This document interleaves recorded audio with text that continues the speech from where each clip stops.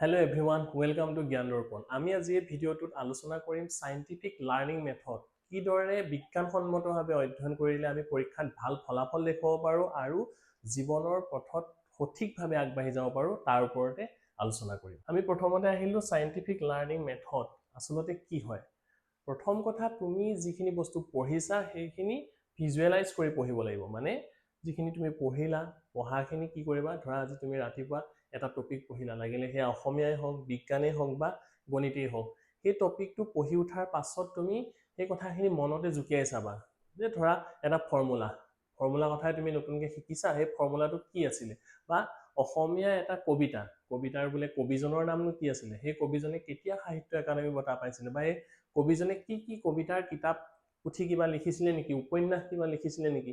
সেইবোৰ এবাৰ মনত জুকিয়াই ল'বা। মানে ভিজুৱেলাইজেশ্যনটো ইম্পৰ্টেণ্ট। পঢ়াখিনি তুমি ভিজুৱেলাইজ কৰিব লাগিব প্ৰথম কথা। তাৰ পাছত কৰিব লাগিব কি? Speak allowed. তুমি ডাঙৰকৈ পঢ়িব লাগিব। মনে মনে পঢ়ি থাকিলে নহ'ব। আগৰ দিনততো একদম ডাঙৰকৈ পঢ়ে ন।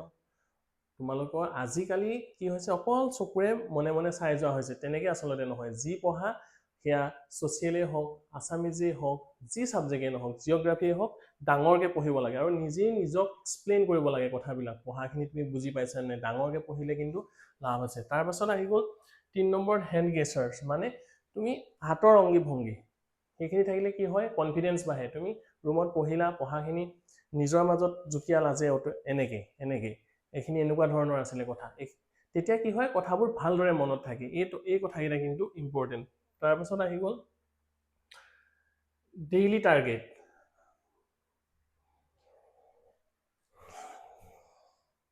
তাৰ পাছত আহি গ'ল ৰুটিন। আমাৰ সকলোৰেতো এখন চাগে ৰুটিন আছে ন, যে আমি 5 বজাত উঠো, তাৰ পাছত আমি 2 ঘণ্টা মেথছ কৰোঁ, 1 ঘণ্টা বোলে মই আছামিজ পঢ়োঁ, তাৰ পাছত মই স্কুললৈ যাওঁ। তুমি কেনেদৰে ৰুটিন বনাইছা? আগৰ ট্ৰেডিশ্যনেল ৰুটিন নে ডেইলি টাৰ্গেট? আগৰ ট্ৰেডিশ্যনেল ৰুটিনত কিন্তু পঢ়িলে নহ'ব। মানে মই এইটো কথা ক'ব বিচাৰিছোঁ যে তোমালোকে এনেকৈ বনোৱা নহয়। দিন লিখি লোৱা, বোলে সোমবাৰ, মঙলবাৰ এনেকৈ লিখি ল'লা, বোলে ৰাতিপুৱা মই 6টাৰ পৰা 7টালৈ বোলে মেথছ, সোমবাৰৰ দিনা, মঙলবাৰৰ দিনা বোলে ছায়েন্স, আৰু ৰাতি বোলে ইয়াত মই পঢ়িছোঁ ছ'চিয়েল ছায়েন্স। তেনেকুৱা ধৰণৰ ৰুটিন নেকি? তেনেকুৱা ধৰণৰ ৰুটিন কিন্তু যদি ফ'ল' কৰি আছা, সেইটো ইমান চাইণ্টিফিক নহয়। কি কাৰণে? তুমি ধৰি ল'লো 6টা বজাৰ পৰা সোমবাৰে ভাবিলা যে মই মেথছ পঢ়িম 1 ঘণ্টা, কিন্তু সেই সোমবাৰৰ দিনা তুমি ৰাতিপুৱা ধৰি ল'লো উঠিব নোৱাৰিলা, বা কোনোবা আলহী আহিলে, বা কিবা কাৰণত তোমাৰ 1 ঘণ্টাটো লছ হৈ গ'ল, তেতিয়া তোমাৰ সেই মেথছ ছাবজেক্টটো থাকি যাব নহয় সোমবাৰ দিনা সেই ৰাতিপুৱা পঢ়াটো। হয়নে নহয়? গতিকে কোনেও এই ৰুটিনটো কিন্তু ফ'ল' কৰিব নোৱাৰে। হয়নে নহয় মোক ক'বাচোন তোমালোকে? ৰুটিনটো ফ'ল' কৰাটো ইমান সহজ নহয়, এই ট্ৰেডিশ্যনেল ৰুটিনটো ফ'ল' কৰাটো। তাৰ বিপৰীতে তোমালোকে কি কৰিব লাগে? ডেইলি টাৰ্গেট থাকিব লাগে। ডেইলি টাৰ্গেট মানে কেনেকুৱা ধৰণৰ?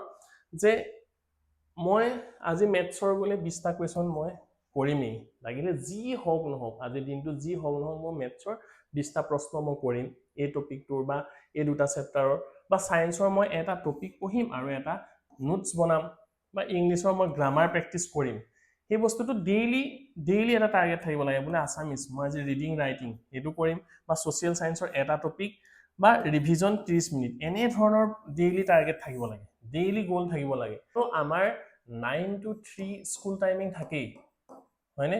তাৰ পাছত ৰাতিপুৱা বা গধূলি তোমালোকৰ টিউচন ক্লাছ নতুবা অনলাইন ক্লাছ সেইবোৰতো থাকিবই। কিন্তু তাৰ মাজত তোমালোকৰ 1 ঘণ্টা বা 2 ঘণ্টা এনেকুৱা ধৰণৰ গল্ডেন টাইম তুমি উলিয়াব লাগে, য'ত তুমি এনেকুৱা ধৰণৰ ডেইলি গ'ল ক্লিয়াৰ কৰিব পাৰা। যে বুজি পাইছা মই ডেইলি গ'ল মানে কি ক'ব বিচাৰিছোঁ? যে মই মেথছৰ 20টা কুৱেশ্যন, ছায়েন্সৰ এটা টপিক আজিৰ দিনটোত পঢ়িমেই, আজি পৃথিৱীখন উল্টা হৈ গ'লেও মই বোলে এইটো কমপ্লিট কৰিমেই।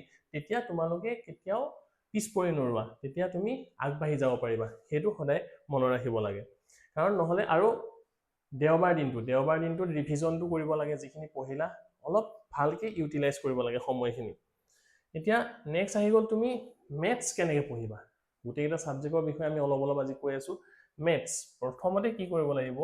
কনচেপ্টবিলাক প্ৰথম বুজিব লাগিব। প্ৰথম ইম্পৰ্টেণ্ট কনচেপ্ট। অকল আমি মেমৰাইজ কৰিলে নহ'ব। মেথছৰ আমি কনচেপ্টখিনি গুৰুত্ব দি পঢ়িব লাগিবই। আৰু মেথছে কেতিয়াও তোমাক পিছ নেৰে। তুমি এইটো ভাবি থাকিব নালাগে মই মেট্ৰিকটো দিয়ালৈকে অকল অংক কৰিম আৰু তাৰপাছত যিহেতু মই আৰ্টছতে পঢ়িম গতিকে মই মেথছ নাজানিলেও হ'ব, তেনেকুৱা নহয়। প্ৰতিটো ক্ষেত্ৰত ডে টু ডে লাইফত তোমাক মেথছ লাগিবই। গতিকে কনচেপ্টখিনি এতিয়াৰ পৰা তুমি ক্লিয়াৰ কৰিব লাগিব। প্ৰথম কথা হৈ গ'ল কনচেপ্ট। ফাৰ্ষ্ট ক্লিয়াৰ কৰা, তাৰপিছত প্ৰেক্টিচ ডেইলি, সদায় তুমি কিন্তু প্ৰেক্টিচ কৰিব লাগিব, নহ'লে মেথছ 9 দিনত নতুন বুলি কয়, বহুত দিনৰ পিছত কৰিবলৈ গ'লে কি হ'ব, তুমি পাহৰি যাবা। গতিকে পৰাপক্ষত প্ৰতিদিনেই অনুশীলন কৰিব লাগে মেথছ। তাৰপিছত এখন ফৰ্মুলাৰ নোটবুক থাকিব লাগে, ফৰ্মুলাৰ কাৰণে এখন বহি, আৰু ফৰ্মুলাবোৰ কেৱল মুখস্থ কৰিলে নহ'ব, বুজি লৈ ফৰ্মুলাটো লিখিব লাগে, কেনেকেনো আহিলে, হয়নে? তেতিয়া কি হয়, ফৰ্মুলাবিলাক পাহৰি যোৱা নহয়। তাৰপিছত আহিব লাষ্টত ছল্ভ প্ৰিভিয়াছ ইয়াৰ কুৱেশ্যন। তুমি যদি ভাল মেথছত যদি ভাল মাৰ্কছ গোটাব বিচাৰিছা, তেতিয়াহ'লে প্ৰিভিয়াছ ইয়াৰ কুৱেশ্যন পেপাৰ তুমি ছল্ভ কৰিব লাগিব। সেই টপিকটোৰ প্ৰিভিয়াছ ইয়েৰত কেনেকুৱা ধৰণৰ প্ৰশ্ন আহিছে সেইখিনি ভালদৰে চাব লাগিব। গতিকে প্ৰথম কথা আহি গ'ল কনচেপ্ট, তাৰপিছত প্ৰেক্টিচ ডেইলি, ফৰ্মুলাখিনি তুমি ভালকৈ জানিব লাগিবই, তাৰপিছত আহি গ'ল প্ৰিভিয়াছ ইয়েৰ কুৱেশ্যন ছল্ভ। নেক্সটত আহিলে ছায়েন্স। ছায়েন্সৰ কাৰণে একেই কথা, কনচেপ্টখিনিতো লাগিবই, আৰু ভিজুৱেলাইজেশ্যন, কনচেপ্ট ভিজুৱেলাইজেশ্যন, তুমি ভালদৰে ভিজুৱেলাইজ কৰিব পাৰিব লাগিব। তাৰপৰা আহি গ'ল ডায়েগ্ৰাম বা চাৰ্ট। ধৰা তুমি পোহৰ প্ৰতিফলন প্ৰতিসৰণেই তুমি টপিকটো পঢ়িছা, যে উত্তল লেন্সে অসীমত যদি লক্ষ্যবস্তুটোত হয়, ক'ত গঠন হয় প্ৰতিবিম্ব, প্ৰতিবিম্বৰ আকাৰ কেনেকুৱা হয়, প্ৰকৃতি কেনেকুৱা হয়, সেইখিনি ডায়েগ্ৰামৰ সৈতে মনত ৰাখিব লাগে, তেতিয়া পাহৰি যোৱা নহয়। চিত্ৰ আৰু চাৰ্ট। তাৰপিছত আহি গ'ল নিউমাৰিকেল প্ৰেক্টিচ, যিহেতু নিউমাৰিকেলছ আছেই তোমালোকৰ, নিউমাৰিকেলো প্ৰেক্টিচ কৰিব লাগিব, আৰু ৰেগুলাৰ ৰিভিজনটো লাগিবই। ৰেগুলাৰ ৰিভিজন মানে এনেকুৱা নহয় যে প্ৰত্যেক দিনাই ৰিভিজন কৰিব লাগিব, ঠিক তেনেকুৱা নহয়, যে দুদিনৰ মূৰত 3 দিনৰ মূৰত ৰিভিজন তুমি কৰিবই লাগিব। তাৰপৰা আহি গ'ল ইংৰাজী আৰু অসমীয়া, তেনেকুৱা ধৰণৰ ছাবজেক্টবিলাক কেনেকৈ পঢ়িবা। প্ৰথম ৰিডিং ৰাইটিং হেবিট, প্ৰথম তুমি ডাঙৰকৈ পঢ়া, তাৰপাছত তুমি সেইবিলাক লিখা, প্ৰশ্নবিলাক লিখিব লাগিব, প্ৰেক্টিচো কৰিব লাগিব, পঢ়া আৰু লিখাৰ অভ্যাস তোমাৰ থাকিব লাগিব।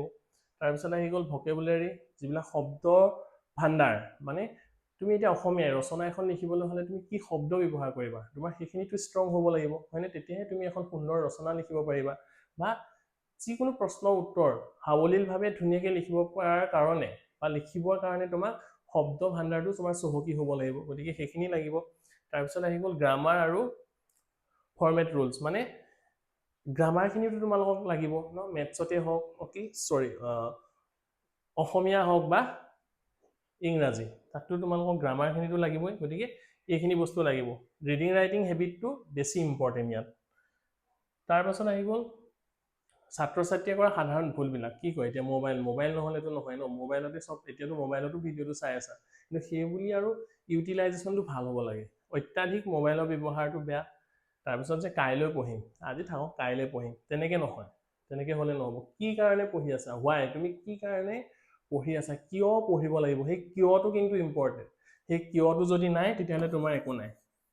কিয় তুমি পঢ়ি আছা, তোমাৰ নিজৰ কাৰণে, ঘৰখনৰ কাৰণে, সমাজখনৰ কাৰণে, হয়নে? এইটোতো লাগিব, কি কাৰণে পঢ়ি আছা, নহ'লে আৰু নহ'ব। তাৰপাছত আহি গ'ল অতিৰিক্ত চিন্তা। এই বহুত আমি প্ৰেছাৰ লৈ লওঁ, এনেকুৱা কিছুমান ছাত্ৰ ছাত্ৰী আছে অতিৰিক্ত বোজা লয়, কি হ'ব, ভাল নম্বৰ নাপালে কি হ'ব, ভাল ৰিজাল্ট কৰিব নোৱাৰিলে কি হ'ব, হায়াৰ ছেকেণ্ডেৰী মেট্ৰিকত যদি মোৰ শেষ নেকি, হয়নে? এই প্ৰেছাৰটোৰ কাৰণেও কিন্তু ল'ৰা ছোৱালী ৰিজাল্টটো বেয়া হয়, পঢ়াটো বেয়া হয়, গতিকে এইকেইটা বস্তু অলপ এভইড কৰিব লাগিব। তাৰপাছত আহি গ'ল যে সফলতাৰ মূল মন্ত্ৰটো কি। মূল মন্ত্ৰ এইটোৱে, কনচিষ্টেঞ্চি, স্মাৰ্ট ষ্টাডি, ৰিভিজন আৰু ছেল্ফ বিলিভ।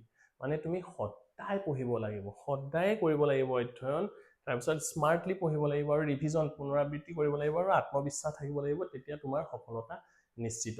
এতিয়া আমি আহোঁ আগন্তুক আহি থকা, আচ্ছা, এই মানুহজনৰ বিষয়েতো তোমালোকে হয়তো দুই একে জানা, এই মানুহজনৰ নাম হৈছে কুণাল চাহ। তেওঁক এইটো কাৰণে মই দেখাইছোঁ, তেওঁ এজন স্কিল পাৰ্চন, তেওঁ এজন দক্ষতা থকা ব্যক্তি, তেওঁ হোৱাটছআপৰ CEO পদত নিযুক্তি দিছে, কিন্তু তেওঁ কোনো ইঞ্জিনিয়াৰিং বেকগ্ৰাউণ্ডৰ নহয়, বা তেওঁ টেকনিকেল বেকগ্ৰাউণ্ডৰ নহয়, কিন্তু তেওঁ এজন ফিলচফিৰ স্নাতকহে আছিলে, আৰু তেওঁ MBA কৰিব লৈছিলে এখন ইনষ্টিটিউটত, মুম্বাই এখন ইনষ্টিটিউটত, কিন্তু তেওঁ কলেজ ড্ৰপ আউট, অলপ দিন পঢ়ি MBA কোৰ্চটো বাদ দিছিলে, কিন্তু তথাপি হোৱাটছআপৰ দৰে এটা ডাঙৰ প্লেটফৰ্মৰ CEO নিযুক্তি পোৱাটো বহুত ডাঙৰ কথা। কি কাৰণে তেওঁ পাইছে, কাৰণ তেওঁৰ দক্ষতা আছে। সেইকাৰণে মই কওঁ যে কেৱল মাত্ৰ আজিৰ দিনত এখন ইউনিভাৰ্চিটি বা কলেজৰ মাৰ্কশ্বিট চাৰ্টিফিকেটেই তোমাক চাকৰি এটা দিয়াত, বা তোমাক সংস্থাপন দিয়াত, বা তুমি আগবাঢ়ি যোৱাত কেৱল কিন্তু সহায় নকৰে। তুমি দক্ষ হ'বই লাগিব, তুমি তোমাৰ স্কিল থাকিবই লাগিব, তেতিয়াহে তুমি আগবাঢ়ি যাব পাৰিবা। আৰু আজি যেনেকুৱা দিন আহি আছে, তুমি স্কিলড পাৰ্চন হ'বই লাগিব। আগৰ দিনত এনেকুৱা আছিলে, স্বাক্ষৰ বুলি ক'লে আমি কি বুজি পাওঁ আগৰ দিনত, যে লিখিব জানে, নিজৰ চাইনটো কৰিব জানে বা পঢ়িব জানে। কিন্তু আজিৰ দিনত এজন মানুহক অকল স্বাক্ষৰতাটো কেনেকৈ নিৰ্ভৰ কৰিব? অকল লিখিব বা পঢ়িব জানিলে হ'ব জানো? সেইটোতো নহয়। সেই মানুহজন টেকনিকেলি কিমান চাউণ্ড, টেকনিকেলি তেওঁ কিমান পাৰফেক্ট, তেওঁ কম্পিউটাৰ জানেনে, তেওঁ AI ইউজ কৰিব জানেনে? গতিকে আগন্তুক আৰু আহি থকা দিনত কেনেকুৱা ধৰণৰ এখন পৃথিৱী হ'বলৈ গৈ আছে, তাৰ লগত নিজকে খাপ খাব পাৰিছেনে নাই, সেই গোটেই কথাখিনি কিন্তু আজিৰ দিনত ইম্পৰ্টেণ্ট। গতিকে এই কথাটো মই এড কৰিলোঁ। এই মানুহজনৰ বিষয়ে তোমালোকে হয়তো গম পাইছা, এতিয়া পুৰা চৰ্চিত হৈ আছে। তেওঁ আমাৰ ভাৰতৰে হয়। মই এই কুণাল চাহৰ উদাহৰণটো দিলোঁ। তোমালোকৰ যি বিষয়তে ৰাপ আছে, সেইখিনি বিষয়ৰ ওপৰতে কাম কৰা ভালদৰে। আৰু আগন্তুক আহি থকা এই গৰমৰ বন্ধৰ দিনকেইটাতো তুমি কিনো কৰি ভাল পোৱা, নিজকে এবাৰ ভালদৰে সোধা। আৰু যদি তোমাৰ সঁচাকৈ কৌশল আছে, যদি দক্ষতা আছে, তেতিয়াহ'লে তুমি যি ষ্ট্ৰীমই লাগিলে নোহোৱা কিয়, তুমি কিন্তু সফল হ'ব পাৰিবা। আজিলৈ ইয়াতে সামৰিছোঁ। Thank you, all the best.